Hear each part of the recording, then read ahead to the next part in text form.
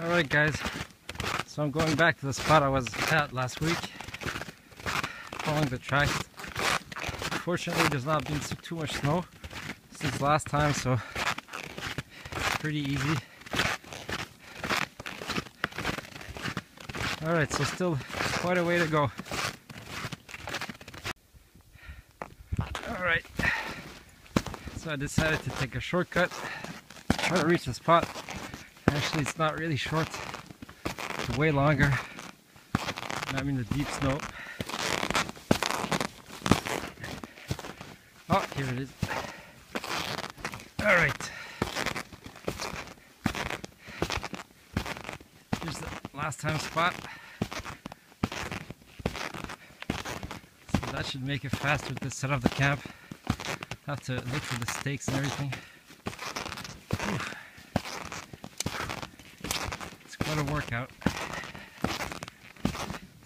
Alright.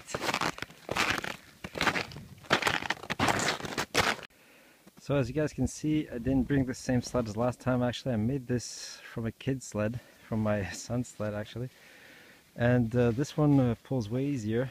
As you can see, I also put some PVC piping. That really helps to keep it stable. So I like that. Also brought a big saw this time and an axe, so that's going to make things easier. I brought my Molly 2, it's a military surplus pack. What's good with this pack is that it packs a lot of stuff in there. It's very modular, you can put pouches and all that. And I brought the tub snowshoes because it's pretty deep snow, so really helps. Alright, so I finally got my tent up. It's not perfect, but it's I think it's sturdy enough. So I gotta go fast because the sun is setting. I got plenty of stuff to do. I gotta get some wood. I gotta get the stove up. Yeah, as you can see, the sun is coming down. Alright. Alright, so I finished cutting the wood. Here's the pile I have for the night. I think it's pretty decent. I have some small stuff here. Birch bark. I always keep enough so you can get the fire starting at night and obviously in the morning. So I think I still need to get some more of those small twigs and birch bark, and I'll start the fire soon. But actually I think I'm gonna go out and do a little trek before it gets too dark, then start the fire later. Alright, just want to show you the candle holders I made for the night. So the first one here I made with a split log. I dug a hole with my auger and then just put the candle through. So I'll put that on the snow so it just doesn't burn anything. And the other one is basically a stake I put through the snow. I split it and bound the candle with the birch bark. So with these two candles I should have enough light during when the sun goes down, and that's going to be pretty soon. Actually you can't see the sun anymore, it's hidden over there. So I better start moving.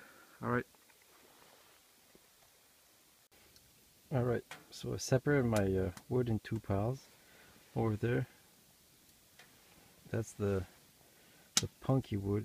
It's not dry. I thought it was dry, but that was a mistake. And here's the dry stuff. So it took me a while to get this fire going because I put too much of this wet wood.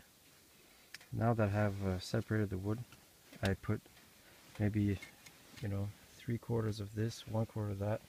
It burns perfect. So lesson learned. You gotta have the right wood.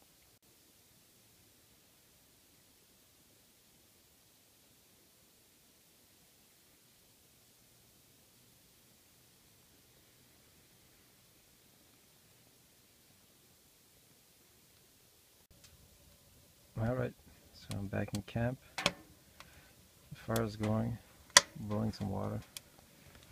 Let's check it out. Okay, not so bad.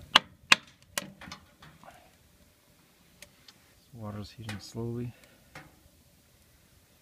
So I got enough light with just 2 candles, so that's pretty nice. Alright, so I'm gonna prepare some food soon.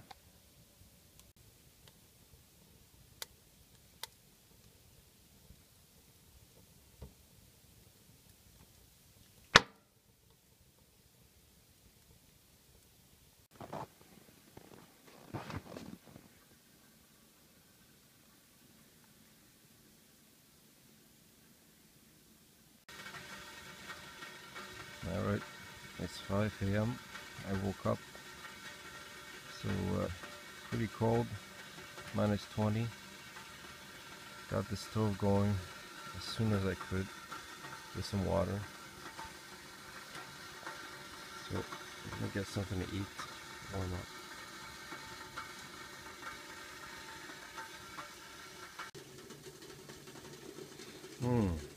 Got some hot cocoa going. This is gonna be great. Finally a bit of heat. It's a pretty good respite from the cold, that's for sure.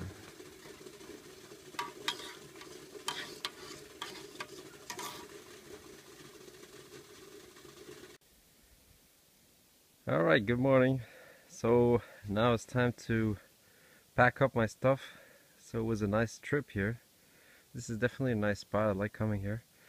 So I'll pack everything up and put it on the sled. So I still have planned a nice little trek back to the car. So see you guys.